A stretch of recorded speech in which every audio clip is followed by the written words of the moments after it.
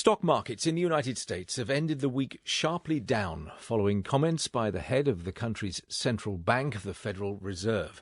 Jerome Powell said the Reserve must continue to raise interest rates to stop inflation and that many Americans would feel the pain.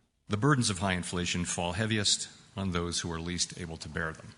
Restoring price stability will take some time and requires using our tools forcefully to bring demand and supply into better balance. Reducing inflation is likely to require a sustained period of below-trend growth.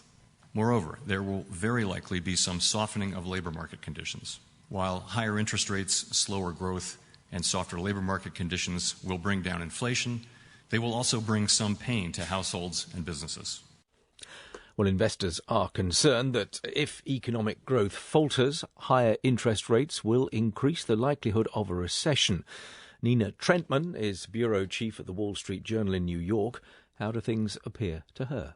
Well, we saw stock markets selling off quite a bit after the comments from Mr. Powell. It had, like previously, of course, stock markets had recovered in recent weeks, in part basically with anticipation that there would be signals from the Fed that potentially they could stop raising rates at some point later this year or early next year, and even move into cutting rates again next year, which Mr. Powell made very clear today that isn't necessarily warranted, and that the Fed will only pause with raising rates when it sees that there's clear evidence that inflation is coming under control.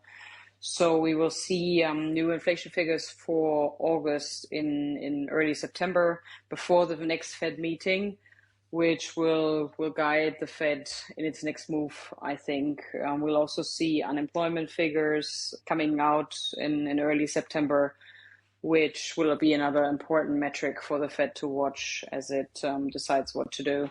Because they tell a varied story, don't they? Inflation fell in July from June.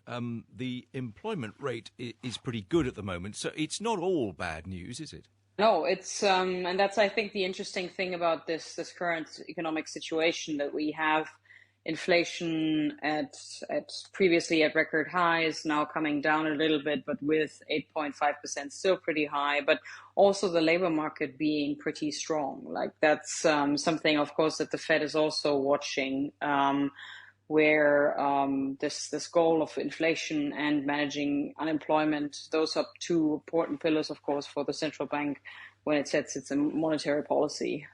The fear, of course, of higher interest rates is that they may lead to a recession. How likely is that, do you think? The R word here is, of course, one that's currently still being avoided, even though it is, of course, also a political question, this question as to whether you call this current situation a recession or not, given that there's been 2 consecutive quarters of negative growth, even though the figures for the second quarter were revised upwards this week, so it wasn't as bad as thought, but still we saw a contraction in the first and second quarter. So depending on what the Fed does, and also how overall economic sentiment evolves, sort of how global events play out, we could see a further slowing in the economy either later this year or early next year. But it's a hard situation at the moment because there's a lot of pointers that point in different directions. And for example, from my reporting, when I talk to CFOs across industries,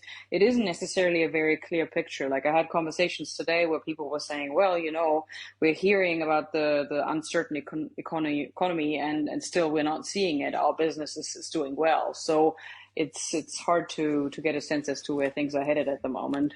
And the interest rate figure, I mean, how high could that go realistically? I think there's still room to go from here. Like the 2.25 to 2.5% range that it's currently at is, historically speaking, not necessarily very high. So we're coming, of course, out of a period where interest rates were close to zero or were very low for years. So any increase is an increase and is felt and felt as a substantial increase. But I think there's still room to go. And if we were at 3.5 or 4%, then that still would not necessarily be very high in historic terms. Nina Trentman in New York.